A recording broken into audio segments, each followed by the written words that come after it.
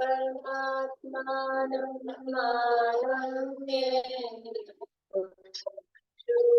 स्वात्मसंविते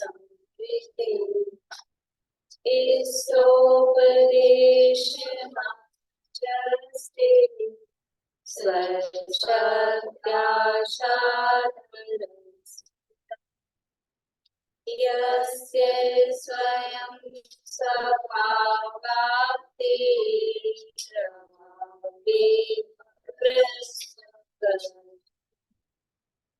तस्मै संक्रान्तिरूपाय नमोऽस्तु परमात्मने परम ब्रह्म परमात्मा पूर्ण ज्ञान घन वंदो परमानंद कर्म विभाग पूज्यपाद मुनिराज को नमन करूं हरिनाम स्वात्म संप्रदा के टीका करूं बना प्रगटा सहज स्वभाव हुए कर्म हरि ज्ञान रूप परमात्म प्रणो मिले प्रकाश ज्ञान रूप परमात्म प्रणो मिले प्रकाश।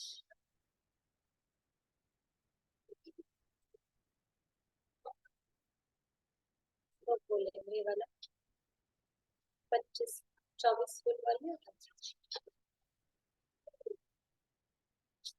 24 फुट वाले शॉप में 25 नंबर का बोलेंगे। मैं बोल देती हूँ कर्तस्य कर्ता हमिति संबंध स्याद्वयो ध्यानं देयं यदात्मैव संबंधः कीदृशस्तदा। बोलिए निशान। इष्टोपदेश नामक ये ग्रंथ है आचार्य पूज्यपाद स्वामी द्वारा रचित। इसके अंतर्गत यहाँ ध्यान और ध्येय का स्वरूप और ध्यान का फल, ध्यान का क्या लाभ प्राप्त होता है, वो चर्चा यहाँ चल रही है। यहाँ बताया था कि जो आत्म ध्यान में स्थित योगी है उनको क्या फल प्राप्त होता है कि कर्मों की निर्जरा होती है। जो सिद्ध योगी है उनको तो सारे अशुभ शुभ सारे कर्म की निर्जरा होती है और जो साध्य योगी है उनके असाता वेदनी आदि पाप प्रकृतियों की निर्जरा होती है। ये बात जब यहाँ कही तो फिर वो जो निर्जरा हो रही है, ये निर्जरा का कहना कि निर्जरा हो रही है, ये कैसे कह रहे हैं कि तो व्यवहार का कथन है।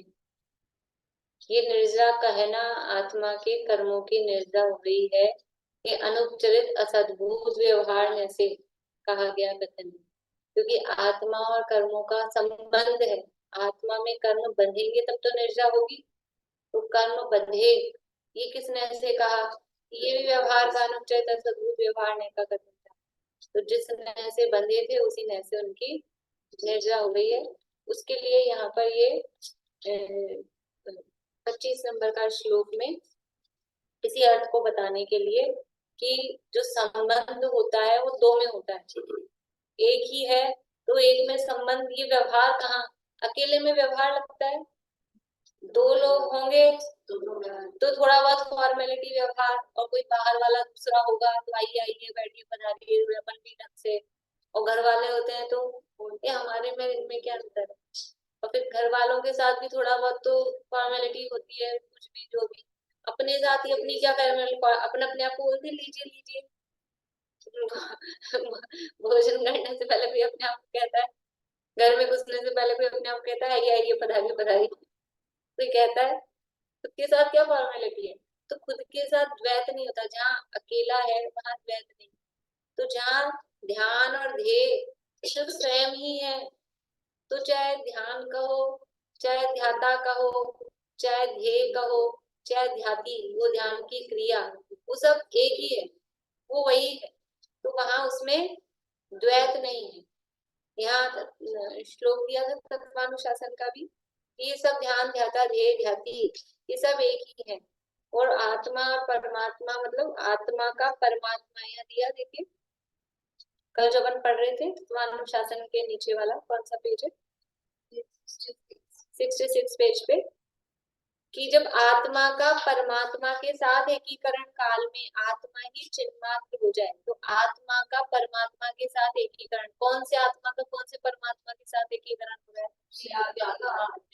हाँ, बाहर वाले परमात्मा के साथ नहीं, अपन आत्मा और अपने ही जो कारण परमात्मा, तो ये एक एकीकरण मतलब अपने को ही वो आत्मा स्वीकार करना, मेरा आत्मा परमात्मा में ही, वो एकीकरण कि मैं आत्मा अलग हूँ और कारण परमात्मा अलग है। अलग है ही नहीं, हम एक ही है ना। पहले स्वीकार नहीं था, एकीकरण में क्या हो गया, उसकी स्वीकार्यता हो गई और उसी में उस स्वयं को वही अनुभव करने लगा, वो होता है एकीकरण। जैसे मीरा है, अपने आप को कृष्ण रूप अनुभव करती है, तो कृष्ण में एक में एक हो जाती है, वो कृष्ण रूप हो जाती है, उसको कृष्ण में और अपने में कोई भेद ही नहीं, मैं ही हूँ ऐसा। तो आत्मा में और परमात्मा में कोई अंतर नहीं है कि परमात्मा मतलब ये जो परमात्मा बनने का कारण स्वरूप कारण परमात्मा, वही मैं हूँ। जो मैं हूँ वह है भगवान, जो मैं हूँ, जो मैं हूँ वे है भगवान। अंतर यही ऊपरी, तो अंतर यही ऊपरी जान की तो बात अलग है। मैं और भगवान एक ही है, एक ही है मतलब वही मेरा स्वरूप है। ऐसा ही प्रभु मैं भी हूँ, यही स्वरूप सुमेरा है, भली भांति मैंने पहचाना, ऐसा रूप सुमेरा। तो ये जो आत्मा का परमात्मा के साथ एकीकरण के कारण को आत्मा ही चिन्मात्र हो जाए, आत्मा ही बस चैतन्य मात्र। अभी तक आत्मा कैसा हो रहा था कि आत्मा इसको करना उसको करना, करता धरता उठता उठा, ये सब शरीर मान रखा था। अभी तक आत्मा को क्या मान रखा था, शरीर। और अब क्या हो गया, चिन्ह मात्र, चैतन्य मात्र। अब शरीर नहीं, चैतन्य मात्र चिन्ह मात्र हो जाए, तब द्रव्य कर्म के साथ आत्मा का संयोग आदि किस प्रकार का संबंध हो सकता है। वैसे ही संबंध नहीं है, व्यवहार से कहा है। और जिस समय आत्मा परमात्मा एक में हो रखे हैं, जिस समय आत्मा आत्मा में ही लीन है, उस समय फिर वो द्रव्य कर्म के साथ में आत्मा का संबंध किस प्रकार हो सकता है, यानी नहीं हो सकता है। तो जिससे अध्यात्म योग से कर्मों की शीघ्र निर्जा हो जाती है, इस संबंधी परमार्थ कहने। देखो ये जो फुल स्टॉप लगाया ना यहाँ, ये जब ये अपन ने पढ़ा, जब आत्मा का परमात्मा के साथ एकीकरण के काल में आत्मा ही चिन्मात्र हो जाए, तब द्रव्य कर्म के साथ आत्मा का संयोगादि रूप किस प्रकार का संबंध हो सकता है। इस फुल स्टॉप को हटा दो, कॉमा रखो, जिससे अध्यात्म योग से कर्मों की शीघ्र निर्जा हो जाती है, इस संबंधी परमार्थ से कहने में आया है। अब ये प्रश्नवाचक है कि ये किस प्रकार का संबंध हो सकता है जो आप ये परमार्थ से कह रहे हो। मतलब ये परमार्थ नहीं है, ये व्यवहार है, ये वास्तविकता नहीं है। ऐसा थोड़ा सा मतलब उसको लैंग्वेज को थोड़ा देखना पड़ता है। तो इसको क्या है, ये फुल स्टॉप हट जाएगा ना यहाँ से, तो सही फिर वापस बैठ जाएगा। ठीक है, मतलब ये है कि परमार्थ से नहीं है, व्यवहार से ही कहने में आया। सीधी सी बात ये कर्मों का और आत्मा का जो संबंध है और जो निर्जरा कही जा रही है, ये निश्चय से नहीं है, ये सब व्यवहार का ही कथन है। क्योंकि बंधन ही व्यवहार से है, वो निर्जरा भी व्यवहार से ही है। भावार्थ का अपन ने जल्दी जल्दी में पढ़ा था, एक बार और पढ़ लेते हैं। पेज नंबर वही ना, 66 नंबर पेज है। चटाई और चटाई का कर्ता दोनों एक दूसरे से भिन्न हैं, इसलिए उन दोनों का संयोग संबंध बन सकता है। परंतु ध्यान और ध्येय रूप अवस्था आत्मा की अभिन्न होने से उसका आत्मा के साथ तादात्म्य संबंध है, संयोग संबंध नहीं है। देखो चटाई और चटाई का कर्ता ये तो संयोग है, ये तो दो अलग अलग है ना, ये तो है संयोग संबंध। हम सब आके बैठे यहाँ पे, ये क्या है, संयोग संबंध है। ये वस्त्रों का और ये सब चीजों का, ये सब क्या है, संयोग है, अलग अलग चीजें हैं। लेकिन जो ध्यान और ध्येय रूप आत्मा की अवस्था है, उसमें ये संयोग नहीं है, ये दोनों एक ही हैं, ये कोई अलग अलग नहीं है। चीनी और मिठास, इनमें संयोग संबंध है। ये चीनी में मिठास कहीं बाहर से नहीं आती, दूध में मिठास, दूध और चीनी ये तो संयोग है, चीनी अलग है दूध अलग है, लेकिन चीनी और मिठास एक ही है, वो कहीं अलग से नहीं है। ये बाहर से चीनी कहीं पड़ी होती है और मिठास लाके डाली, और चीजों में तो हम मिठास मिलाते हैं, जलेबी में, गुलाब जामुन में, रसगुल्ले में, उसमें तो मिठास मिलाई जाती है। लेकिन चीनी में, चाशनी में, वो तो अपने आप में वो तादाद में संबंध है। तो जब ये ध्यान और ध्येय रूप अवस्था वो आत्मा की अभिन्न है, तो उसका आत्मा के साथ तादाद में संबंध है, संयोग संबंध नहीं है। जिस समय आत्मा ध्यान अवस्था में परमात्मा रूप के साथ एक में हो जाता है, उस समय ध्यान और ध्येय में अभिन्नता रहती है। उस समय चैतन्य रूप आत्म पिंड के अलावा अन्य किसी परद्रव्य के संबंध का अभाव होने से संयोगादि रूप कोई नया संबंध घटित नहीं होता। अब आत्मा का संबंध आत्मा के साथ है, तो बाहर अब कोई नया संबंध वहां लग ही नहीं रहा। उपयोग, एक तो उपयोग की तरफ से देखें तो उपयोग एक जगह जुड़ा हुआ है, एक जगह उपयोग लगा हुआ है, तो बाहर लग ही नहीं रहा है। तो अपना बाहर से संबंध बनने का साधन क्या है, परद्रव्य के साथ हमारा कोई संबंध बने, उसका हेतु क्या बनता है कि हमारा उपयोग, वो उपयोग उसके साथ जुड़ता है तो संबंध होता है। हम ऐसा करते भी ना, जिसको हमने देख लिया, देखते ही तो वो वस्तु अपनी, हम क्या करते हैं, जो बचपन में बच्चे क्या करते हैं, पार्क में गए, 3 झूले टंगे हैं, दूर से ही भाग के वहां जाते हैं, ये बीच वाला तो मेरा है, क्यों, मैंने देखा था। तो देखने से अपना हो जाता है, उसको अपनापन कर लेते हैं। ऐसा हर चीज को कि पहले मतलब कॉपी, ये भी तो करते हैं अपनी कॉपीराइट, उसका कोई भी चीज है हमने पेटेंट करते हैं, कॉपीराइट पेटेंट, कि हमने इस चीज को जान लिया तो हमारा हो गया। तो वो जानने के उपयोग के माध्यम से ही उसका हमारा जुड़ाव होता है। अब उपयोग कहाँ लगा हुआ है, परद्रव्य में लगा है क्या उपयोग, उपयोग आत्मा में लगा है, तो परद्रव्य में जुड़ा ही नहीं है, तो अन्य किसी के साथ में कोई नया संबंध घटित नहीं होता। परंतु उस अवस्था में कर्मादि का जो पुराना संयोग संबंध है, उसका भी निर्जरा द्वारा अभाव होता है। नया तो कोई संबंध हो नहीं रहा, और पुराना जो था, पुराना तो है ना, पुराना का भी निर्जरा के द्वारा अभाव हो रहा है। श्लोक 24 में कहा है कि अध्यात्म योग से कर्म की शीघ्र निर्जरा होती है। यह कथन पूर्वबद्ध कर्मों की अपेक्षा से है। जो कर्मों की निर्जरा हो रही है, पुराने कर्मों की है। जब आत्मा का परमात्मा के साथ एकीकरण हो जाता है, तब आत्मा ही चिन्ह मात्र हो जाता है, तो फिर आत्मा का द्रव्य कर्म के साथ संबंध ही किस प्रकार होगा। उत्कृष्ट अद्वैत ध्यान अवस्था में नए कर्म का किसी भी प्रकार का संबंध नहीं, तो फिर छूटना किसका, वो व्यवहार से कहा है ना। अभी जब ध्यान अवस्था में है, तब नए कर्मों का संबंध ही नहीं हो रहा है, ऐसा कह रहे हैं। ध्यान अवस्था में तो कर्म आते हैं कि नहीं आते हैं, तो पीछे गुणस्थान प्रमाण सिद्ध किया था सारा, पिछली गाथा में अपन ने देखा था श्लोक में कि वहां कैसा कैसा है। तो जो सिद्ध योगी हैं उनके तो सब खत्म हो ही जाते हैं। तो वहां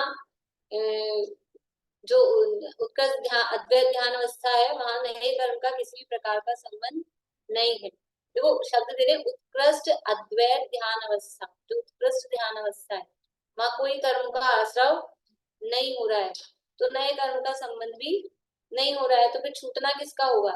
इसलिए सिद्ध योगी अथवा गत योगी अथवा अयोग केवली के कर्मों की निर्जरा कही है। तो इसलिए सिद्ध योगी यानी जो चरम शरीरी है, मुक्त होने ही वाले हैं, वो सिद्ध योगी। अथवा गत योगी यानी जिनके योग चले गए, तो कोई अयोगी। अथवा अयोग केवली, तो चाहे सिद्ध योगी यानी जो सिद्ध हो रहे हैं वो भी वही अयोग केवली वाली बात समझ लेना यहाँ पे। और अयोग केवली वही 14वें गुण स्थान वर्ती, उनके कर्मों की जो निर्जरा 14वें गुण स्थान में कर्मों की निर्जरा हो रही है। कौन से कर्मों की निर्जरा हो रही है? नए बंध रहे हैं उनकी। 14वें गुण स्थान में कौन सा कर्म बन रहा है? एक भी नहीं बन रहा, वहां एक भी कर्म नहीं बन रहा, लेकिन 14वें गुण स्थान में निर्जरा होती है कि नहीं होती है? होती है। तो फिर कौन से कर्मों की हो रही है? जो पूर्व बद्ध की हो रही है, नया कोई कर्म वहां पे नहीं बन रहा है। तो सिद्ध योगी अथवा गति योगी अथवा अयोग केवली के कर्मों की निर्जरा कही है, वह पूर्वबद्ध कर्मों की होती है, ऐसा समझना। उनको कर्मों की निर्जरा होती है यह कहना सो व्यवहार ऐसे है, क्योंकि अब तो यहाँ कर्म बंद ही नहीं रहे, उनको कह रहे हैं कि कर्मों की निर्जरा हो रही है। वो पुराना माल था ना, पुराने स्टॉक के हिसाब से कह रहे हैं। नया कोई आ रहा है कि नया आके बंद रहा है फिर उसकी निर्जरा हो रही है, ऐसा वहां पर नहीं है। तो उन 12वें से भी ले सकते हैं, 12 अब वो ले सकते हैं 11वें, मतलब 11वें से ही फिर वो हीरा पदार्थ को गौण कर दे, वहां से भी ले सकते हैं। लेकिन यहाँ पे फिर क्या वो, हाँ सिद्ध योगी में अपन ले सकते हैं 12वें से, और गति योगी अयोगी तो साफ साफ कहा ही है, मतलब बिल्कुल कोई अगर कोई कुछ भी उसमें आप उंगली नहीं उठा सकता अयोग केवली के संबंध में, क्योंकि वहां तो किसी भी प्रकार का आश्रव भी नहीं बचा ना, तो वहां आश्रव ही नहीं है तो बंद तो होने का सवाल ही नहीं। फिर भी वहां निर्जरा हो रही है, निर्जरा हो रही है। 13वें गुण स्थान में एक भी कर्म की निर्जरा नहीं होती। 13वें में सत्व विच्छित्ति है क्या निशांति? 13वें में सत्व विच्छित्ति नहीं, 14वें में ही है सब। 9वें 10वें में है, फिर उसके बाद में हाँ फिर प्रमुख रूप से सारी 14वें में ही 85 कर्म प्रकट की, 13वें में नहीं है। तो वो निर्जरा की भी बात बतानी है ना उनको, निर्जरा की भी बात बतानी है, तो निर्जरा कहाँ हो रही है, इसलिए वो नीचे वालों को नहीं लिया, पीछे वाले 14वें को लिया।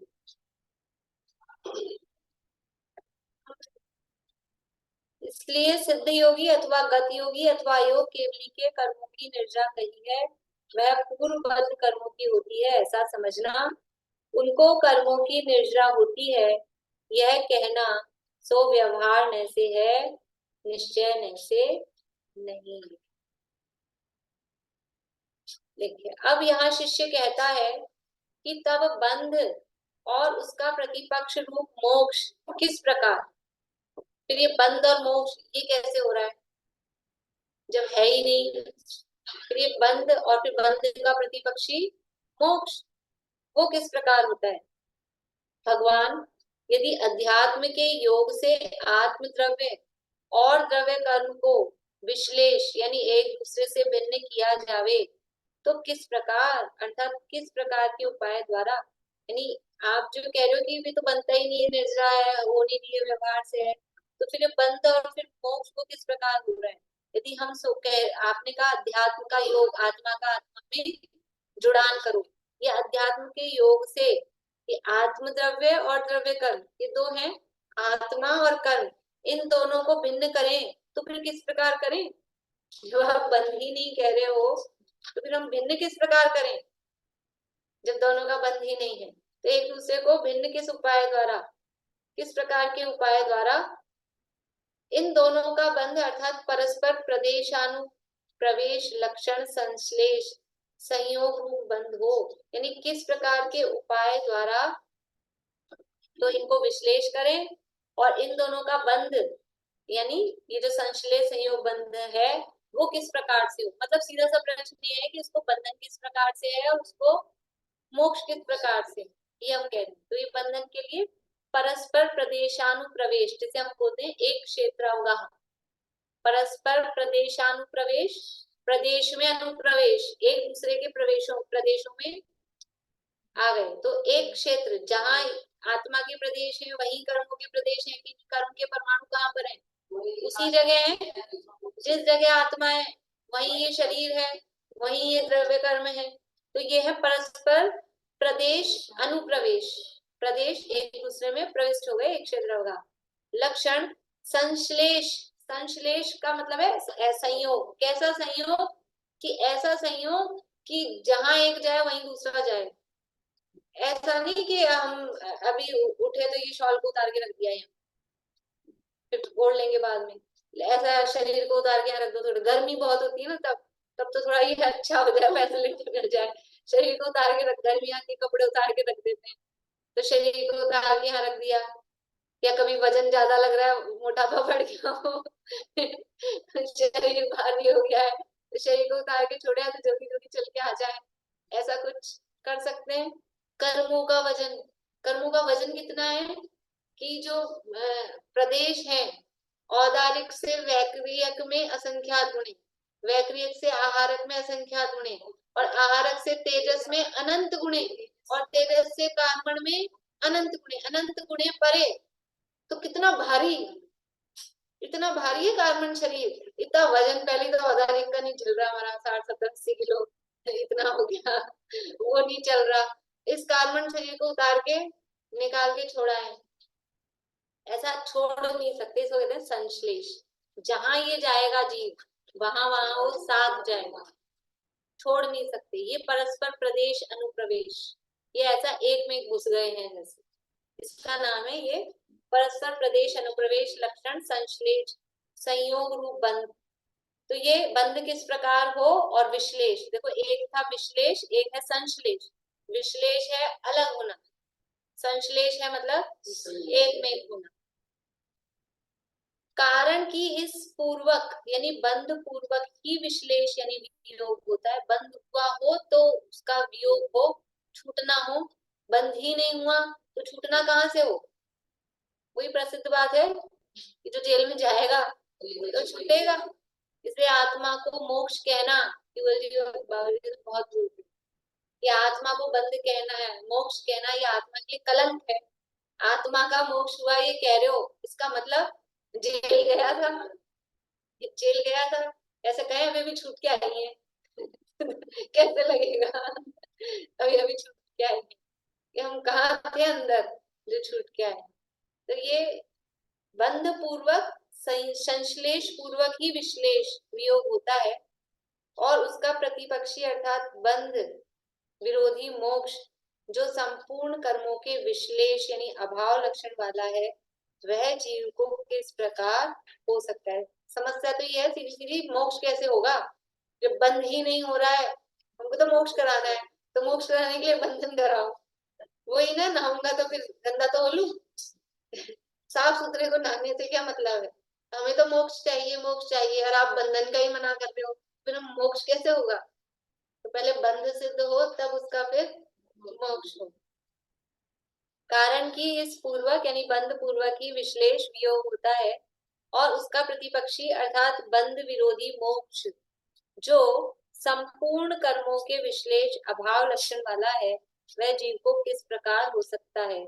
कारण की अनंत सुख का कारण होने से वह योगियों द्वारा प्रार्थनीय है।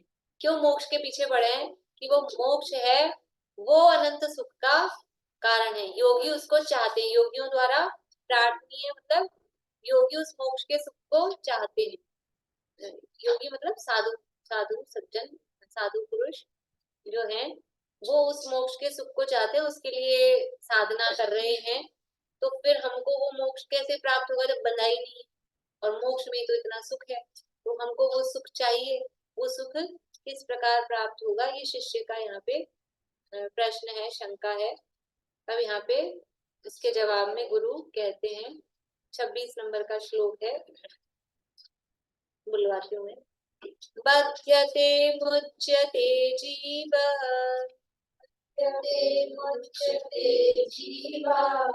सम निर्ममः प्रमाः, सममो निर्ममः प्रमाः।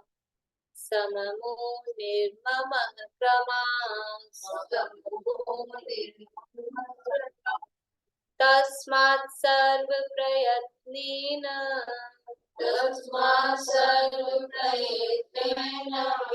निर्ममत्वं विचिन्तयेत्।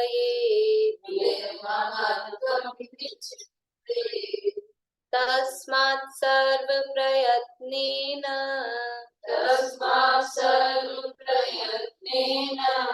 निर्ममत्वं विचिन्तयेत् निर्ममत्वं विचिन्तयेत् बध्यते मुच्यते जीवः बध्यते मुच्यते जीवः सममो निर्ममः क्रमात् सममो निर्ममः क्रमात् तस्मात् सर्वप्रयत्नेन तस्मात् सर्वप्रयत्नेन निर्ममत्वं विचिन्तयेत् निर्ममत्वं विचिन्तयेत् बध्यते मुच्यते जीवः जीव यानी जीव बध्यते बंधता है और मुच्यते यानी छूटता है। मुच्च धातु है ना, मोक्ष शब्द है मुच्च धातु से, मुच्च का छोड़ने के अर्थ। तो मुच्यते यानी छूटता है, बध्यते यानी बंधता है। सममो निर्ममः क्रमात् क्रम से, कैसा? सममो सममो सममो ममता से सहित, जो ममता से ममत्व से सहित है, मोह से सहित है, वो बध्यते। और निर्ममः जो मोह से रहित है, निकल गया है जिसका, निर्ममः ऐसा जीव वो मुच्यते। क्रमात् का क्रम से लगाना, बध्यते सममो मुच्यते निर्ममः ऐसा। तो जीवः क्रमात् सममो बध्यते निर्ममः मुच्यते। जीव यानी जो सममः जीव है, ममता वाला जीव, और निर्ममः जीव ममता रहित जीव क्रमात् क्रम से बध्यते बंधता है और मुच्यते मुक्त होता है, बंधन से छूटता है। तो क्या करें? ये एक बात बता दी, ये तथ्य बता दिया, ये फैक्ट है कि जो ममता सहित होता है, मोह सहित होता है, वो बंधता है, और जो मोह रहित होता है वो छूटता है। तो अब क्या करना चाहिए? अगली लाइन अपने आप आ जानी चाहिए। तस्मात् सर्व प्रयत्न, इसलिए सर्व प्रयत्न से, हर जैसे तैसे कैसे भी करके, मर बच करके, सर्व प्रयत्न मतलब हर उपाय करके, कोई भी उपाय करके, निर्ममत्वम विचिन्तयेत्, निर्ममत्व का ही चिंतन करना चाहिए। विचिन्तयेत्, उसका चिंतन करना चाहिए। निर्मम होने का, ममता से रहित। प्रश्न क्या था? मोक्ष कैसे होगा? हमको मोक्ष कैसे होगा? प्रश्न तो ये था ना, अनंत सुख का कारणभूत जो मोक्ष है वो हमको चाहिए। तो तुमको मोक्ष चाहिए तो सब उपाय करके, कैसे भी उपाय से भी ममता रहित होने का प्रयत्न करो। हर प्रयत्न करके, हर उपाय करके ममता से रहित होने का ही चिंतन करो। क्योंकि कारण क्या है कि ममता सहित होता है तो बंधता है, और ममता से रहित होता है तो छूटता है। तुम छूटना चाहते हो तो निर्मम हो जाओ। निर्मम कह रहे, दुनिया में बोलते बड़े निर्मम है, बड़े निर्दयी है। कि निर्मम का मतलब कि ना वहां तो वो द्वेष रूप है। दुनिया में जो निर्मम है वो तो द्वेष रूप है। यहाँ तो द्वेष तो पहले ही छूट गया। राग द्वेष से रहित जो वीतराग का उदासीन भाव है, उसका नाम निर्मम है। ममता में सब शामिल है, मोह राग द्वेष। मोह शब्द में मोह राग द्वेष तीनों शामिल है। तो सर्व प्रयत्न, सब प्रकार के प्रयत्न पूर्वक, यानी कैसे भी, हर प्रयत्न करके, कोई भी उपाय करके, ऐसे कहते ना, कैसे भी करके एक बार ये काम कर लो, ये बात प्राप्त कर लो।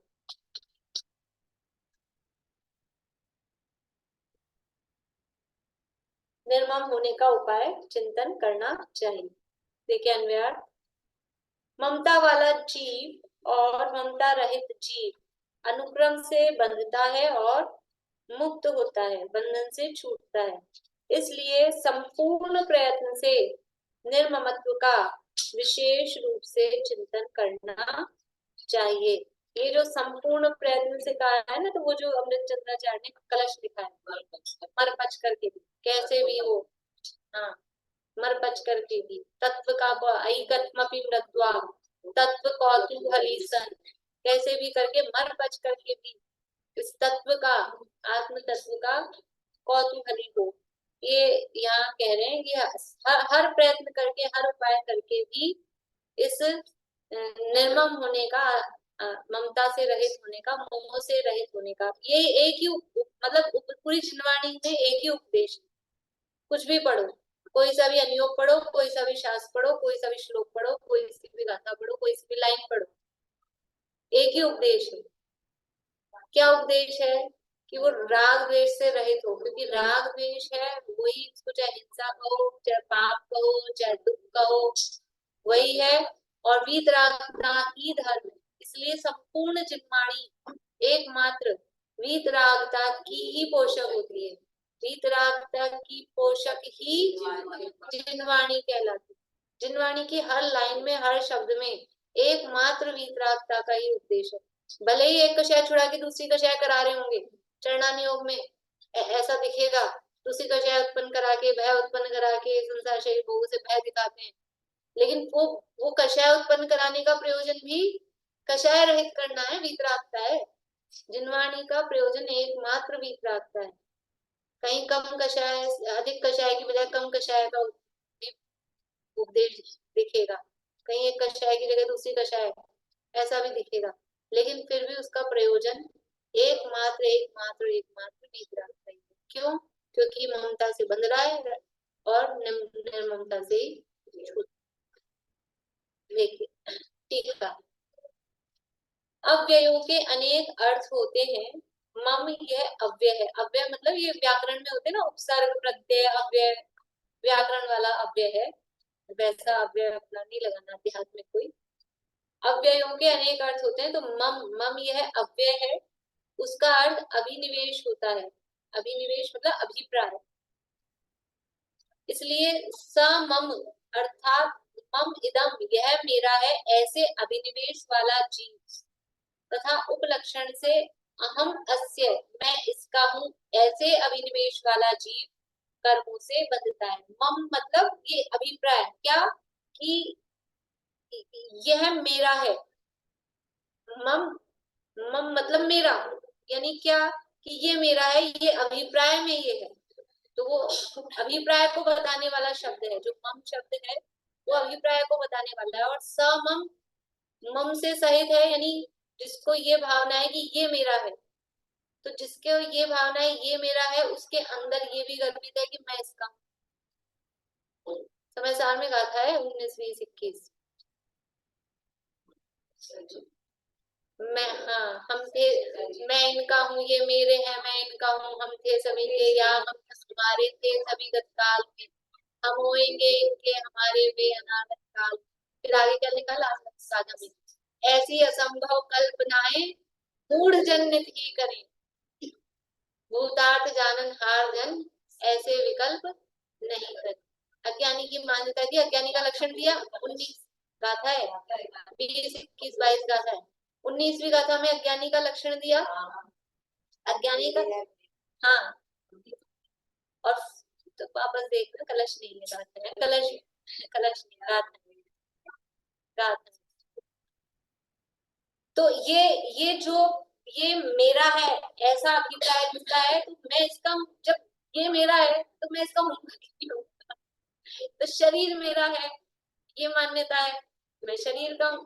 भाई एक तरफा थोड़ी ना चलता है, तो दोनों दोनों तरफ से होता है, ऐसा थोड़ी ना है। तो ये कह रहे हैं समम अर्थात मम इदम यह मेरा है, ऐसे अभिनिवेश वाला, यानी ऐसे अभिप्राय वाला जीव तथा उपलक्षण, उपलक्षण मतलब उसमें इंक्लूड है, गर्भित है।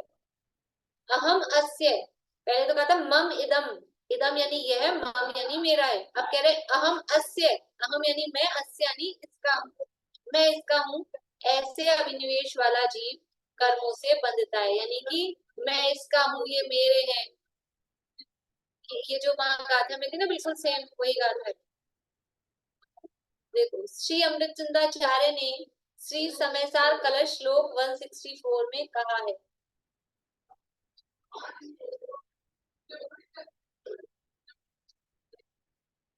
देखो श्लोक का कौन सा भाव है, न कर्म बहुलम जगन, चलो अपन अर्थ ही पढ़ लेते हैं, मुझे भी ध्यान नहीं आ रहा कौन सा श्लोक है ये। नहीं 164 है, राग राग नहीं ख्याल आ रही है, मतलब पर वो नहीं लिखी ना, कौन सा छंद है वो ख्याल नहीं आ रहा है। कर्म बंद करने वाला कारण, देखो इसका वो तो याद है अपने को, वो बोल लेते हैं जो उनका है ना नाटक समय सार का, कर्म जाल वर्गणा सो जग में न बंधे जीव, बंधे न कदापि पंच। कर्म आप लोग मत बोलेगा फिर मैं चुप जाऊँ। कर्म जाल वर्गणा सो जग में न बंधे जीव, बंधे न कदापि मन वच काय जोग सो, चेतन अचेतन की हिंसा सो न बंधे जीव, बंधे न कदापि पंच विषय विष भोग सो, कर्म सो अबंध सिद्ध योग सो अबंध जिन, हिंसा सो अबंध साधु ज्ञाता विषय भोग सो, इत्यादिक वस्तु के मेलाप सोना बंधे जीव, बंधे एक रागादि अशुद्ध उपयोग सो, एकमात्र रागादि अशुद्ध उपयोग से ही जीव बनता है। दाऊ पढ़ रहे हैं क्या श्लोक?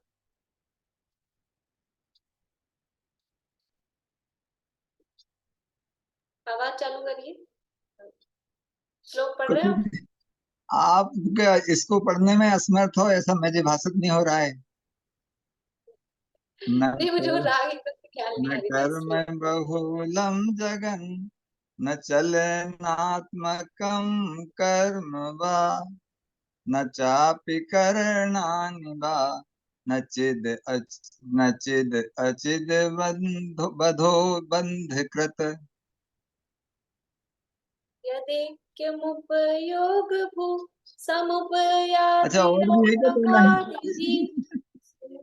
सैव किल हाँ, केवलम भवति बंध हेतुर्नृणाम्।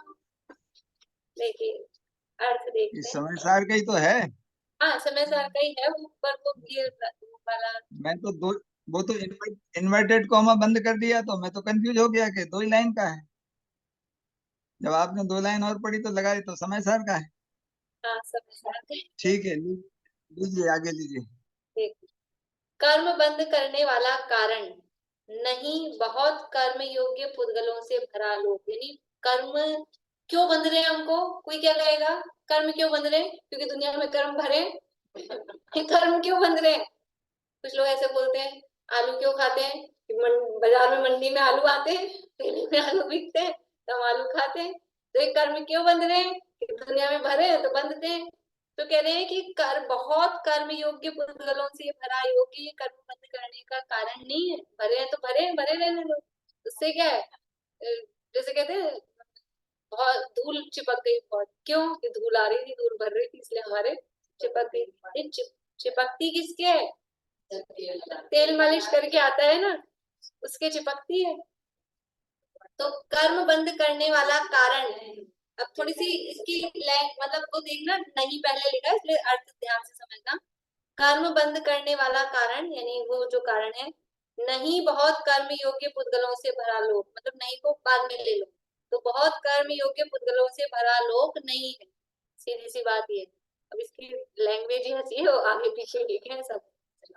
नहीं चलन रूप कर्म अर्थात मन वचन काय की क्रिया रूप योग, यानी मन वचन काय की क्यों आ रहे हैं कर्म? कर्मों के आने का आश्रय का कारण क्या है?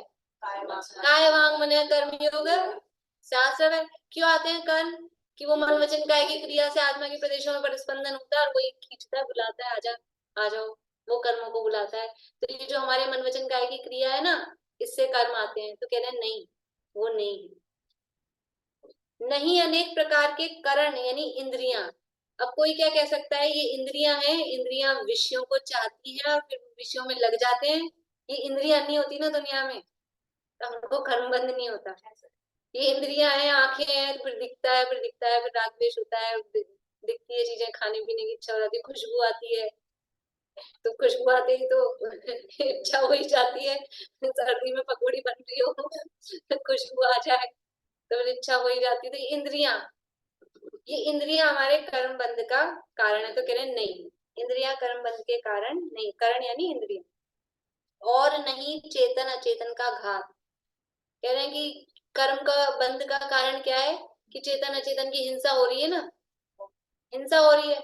ये हिंसा होना वो कर्म बंध का कारण है। तो कह रहे हैं वो भी कारण नहीं है। अब इसमें जो अपन ने वो बोला ना पद्य, उसमें तो किसके नहीं होता वो भी दिया है। इसमें इसके आगे वाला है श्लोक, वो यहाँ नहीं दिया है, उसका सीधा वो श्लोक का उपाय बता रहे हैं इसमें। उपयोग भू अर्थात आत्मा, उपयोग यानी आत्मा, उपयोग आत्मा उपयोग स्वरूप है, तो उपयोग भू यानी भूमि। आत्मा रागादि के साथ, यानी आत्मा की जो उपयोग भूमि है वो रागादि के साथ जो एक के पाता है, वही एक मात्र रागादि के साथ एकत्व का पाना ही वास्तव में पुरुष को बंध का कारण है। क्या है बंध का कारण? अभी जो अपन ने पढ़ा कि कर्म जाल वर्ग नासो जग में ना बंधे जीव। जग में तो भरा पड़ा है कर्मों का जाल, कार्बन वर्गनाएं ठसा ठस, कहीं भी खाली नहीं है, सब जगह भरी पड़ी है। भरी रहो ना, जहां सिद्ध भगवान है वहां कार्बन वर्गना है कि नहीं, उनके आत्मा के प्रदेशों के साथ में, वहां पे भी है, लेकिन वो बंधे हुए हैं कि नहीं, कर्मों के साथ उनका संबंध है कि नहीं, कि नहीं है। क्यों? क्योंकि संबंध होता है उपयोग भू का वो रागादि के साथ, उनका उपयोग वो रागादि की चिकनाई नहीं है। और वही बंध अधिकार में शुरू की जो गाथाएं हैं वही समय सार में, ये जो कलश जहाँ दिया है ना बंध अधिकार में, वहां शुरू की गाथाएं हैं। तो कोई व्यक्ति व्यायाम कर रहा है, व्यायाम कर रहा है बहुत, जो तेल मर्दन कर पुरुष रेणु बहुल स्थान में व्यायाम करता शस्त्र से बहुविध बहुत उपघात से चरुदाल कदली बास आदि वनस्पति छेदन करे। मतलब बहुत व्यायाम कर रहा है, पहले तो तेल मालिश कर ली, सर्दियों में होते ना वो अखाड़े में तेल मालिश कर रही, और फिर धमाधम ये वो एक्सरसाइज, तो क्या होता है पूरी धूल सारी चिपक जाती है। तो चिपक जाती है, क्यों चिपकी? धूल चिपकने का कारण वो मालिश, वो व्यायाम करना या वो तलवारबाजी जो भी प्रैक्टिस वो कर रहा है वो सब करना है क्या धूल चिपकने का कारण? वो नहीं है। कारण क्या था? ये जो मालिश करी थी वो कारण है।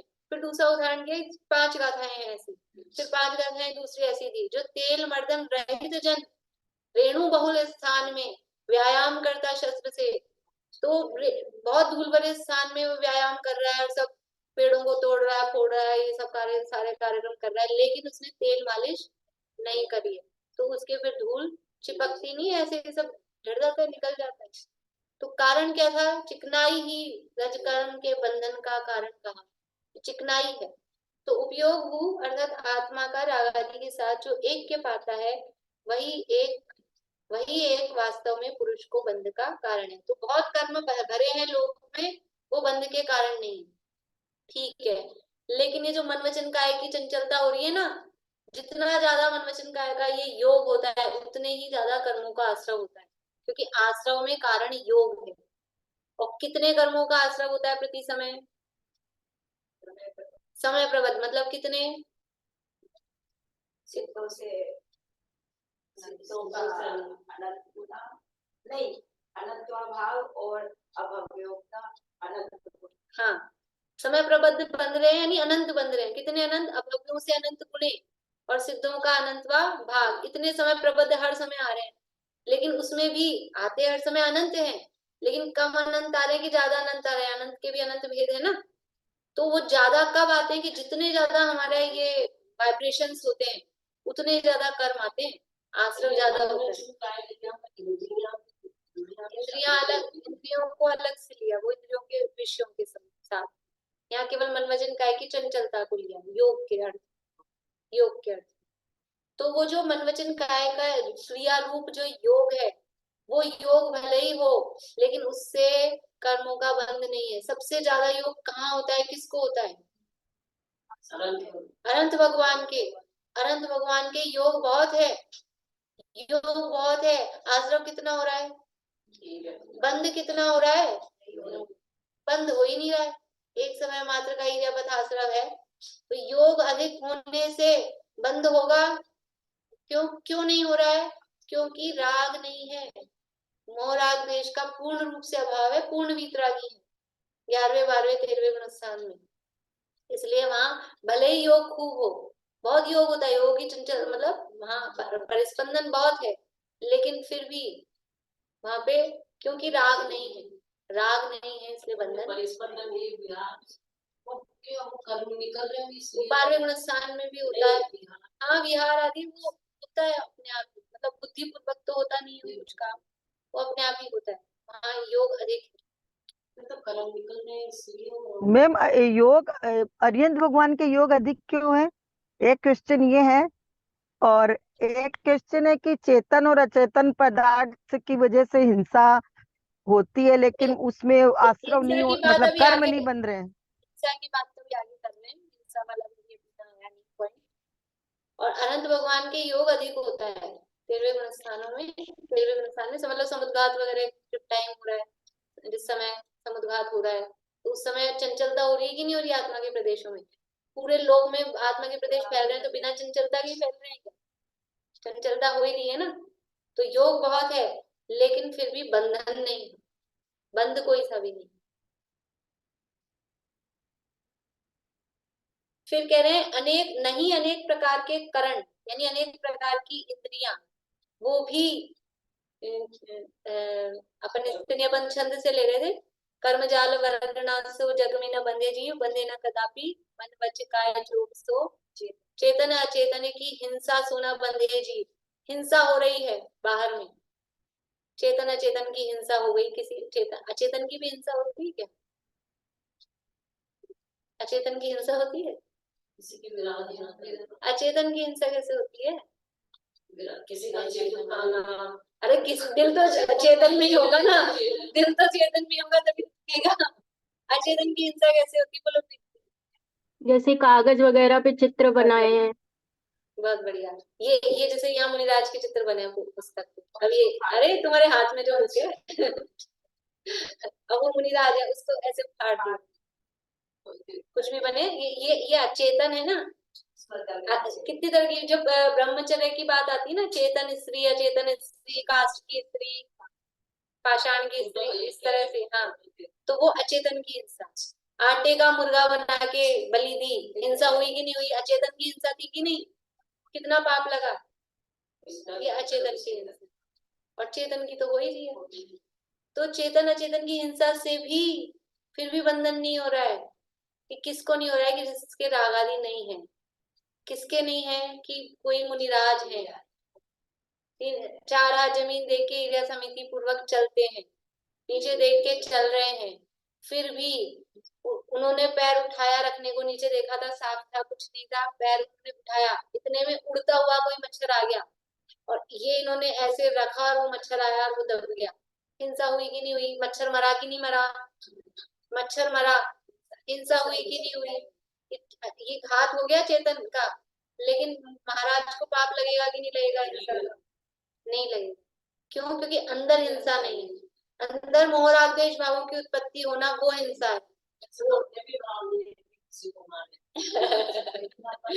ऐसे नहीं है। अभिप्राय में मारने का अभिप्राय गया नहीं। मोक्षा प्रकाशक में लिखा है अभिप्राय नहीं क्या, मैं मार सकता हूँ, मैं बचा सकता हूँ, ये अभिप्राय हिंसा है। ये अभिप्राय नहीं क्या अपना? मुनिराज का ये अभिप्राय नहीं है। मुनिराज को मारने का भी अभिप्राय नहीं है, बचाने का भी अभिप्राय नहीं। हमें तो मैं बचा सकता हूँ। कितनी सारी गाथाएं वो बंधाधिकार की है। मैं मारता हूँ अन्य को या मुझे मारे अन्य जन, यह मान्यता अज्ञान है जिन कहे ये भक्त। निज आयुष्य से मरण यह बात जिन वरने कही, वे मरण कैसे सकोगे जब हर सकते। निज आयुष्य से मरण हो, ये तो निश्चय की बात है। लेकिन ये जो अभिप्राय है ना, मैं मार सकता हूँ, मैं बचा सकता हूँ, ये अभिप्राय खोटा है। ये अभिप्राय निरंतर हिंसा कर रहा है, मान्यता का दोष का। तो समय हो गया, मैंने ध्यान ही नहीं दिया। एक और रह गया, वो और कर लेते हैं। चेतन अचेतन की हिंसा सोना बंधे जीव, बंधे न कदापि, बंधे न अलख पंच विषय विषय भोग सो। कि पंचेंद्रिय के विषय भोगों को भोगता हुआ तो बंधता है, कि पंचेंद्रिय के विषय भोगों को भी भोगता है ज्ञानी। ज्ञानी भोगता हुआ दिख रहा है, फिर भी उसको बंधन हो रहा है क्या? नहीं हो रहा। 41 कर्म प्रकृतियों का संबर है, 96,000 स्त्रियों का भोग भोग रहे हैं, 6 खंड की विजय कर रहे हैं, सारी दुनिया भर के सबसे ज्यादा वैभव का भोग वही कर रहे हैं। 100 धर्मेंद्र हैं, चक्रवर्ती हैं, सर्वार सिद्धि के देव हैं, पूरे सारे, सब कोई कमी नहीं है विषयों में, फिर भी कह रहे हैं बंधन नहीं है। क्यों? कि खाली विषय भोगने से बंधन नहीं होता है। अभिप्राय क्या है? अभिप्राय में विषय भोग भोगने का अभिप्राय नहीं, रागादि नहीं है, इसलिए उपयोग भू आत्मा रागादि के साथ जो एक के पाता है वो रागादि वही वास्तव में पुरुष को बंध का कारण है। रागादि के साथ एकत्व का पाना ही मैम अचेतन का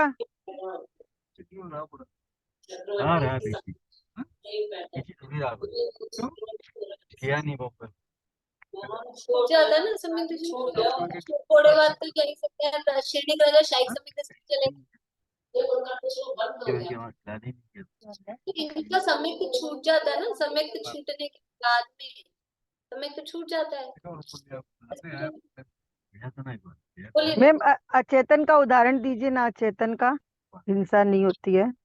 अचेतन का ऐसे ही वही यानी जिनके रागादि नहीं है अबुद्धि पूर्वक, और कोई इस तरह की अचेतन की भी हिंसा जो अभी बताया ना, कागज फाड़ना, इस तरह की कोई भी चीज, तो वो हो, तो वो वो खाली अनजान में हो जाता है, अनजान में हो जाता है उस तरह से। देखो बंध का कारण तो असली है कि अंदर मिथ्यात्व है ना, बंध का असली कारण क्या है? मिथ्यात्व और कषाय, तो बंध का कारण, तो वो जितना जितना है उस उससे बंध होता ही है। हम अनजाने में करते हैं, हमको ज्ञान ही नहीं है, हमको ये अभिप्राय है क्या कि हम इससे बचें, हम इसके घात से बचें, हमें अभिप्राय नहीं है, तो वो अभिप्राय में भाव ही नहीं है, हम मतलब कि ये इस तरह की हिंसा से हम बचें, तो वो सब चलता है, हम कवर चढ़ा देते हैं। ये जो जितने अपने ये आते हैं, मान लीजिए कैलेंडर धार्मिक जो होते हैं, महाराजों की फोटोएं होती हैं, भगवान की फोटोएं होती हैं, और फिर उसको आलू कहीं बिछा देंगे, यहाँ मंदिर के आलू में बिछा देंगे, घर में तो ना सही, तो उसको मोड़ते हैं, फाड़ते हैं, करते हैं कि नहीं? वो करते हैं। और चलो ये न सही, और जो कोई न्यूज़पेपर में होती है घरों में या और से चला चला के हम ऐसी चीजें लाते हैं, प्रिंट इस तरह के प्रिंट लाते हैं, कपड़ों में इस तरह के प्रिंट होते हैं, अब वो सिलेंगे तो कटेंगे पिटेंगे, सब होगा ही ना उसमें, इसलिए निषेध करते हैं अपने जो इसी में है ना, आश्रम वाले में निर्वर्तना निक्षेप संयोग निसर्गा, तो वो मूल गुण निवर्तना उत्तर गुण निवर्तना, उस तरह की बात, तो सबसे इसीलिए बचने के लिए कहा जाता है, तो इस तरह के यूज में नहीं। चलिए चलवाने से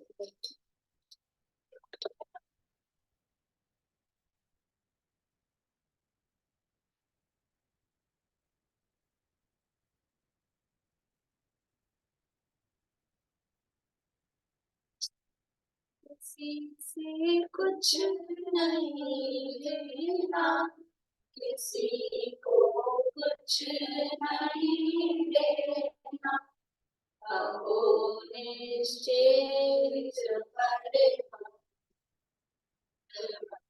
जीवन हमारा है, ज्ञानमय लोक है मेरा, ज्ञान ही रूप है मेरा, परम निर्दोष समता, ज्ञान जीवन हमारा है, अहो चैतन्य सच जीवन हमारा है, अनादि अनंत शुद्ध जीवन हमारा।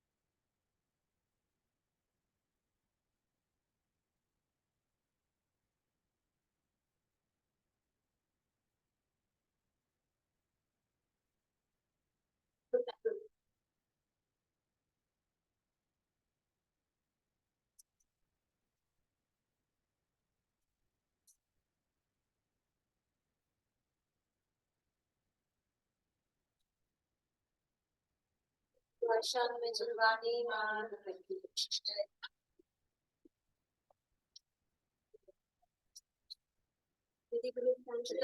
याद हो गए थे, मैंने आई नहीं वैसे भी मंगलाचरण करते समय अच्छा ही सुनो फिर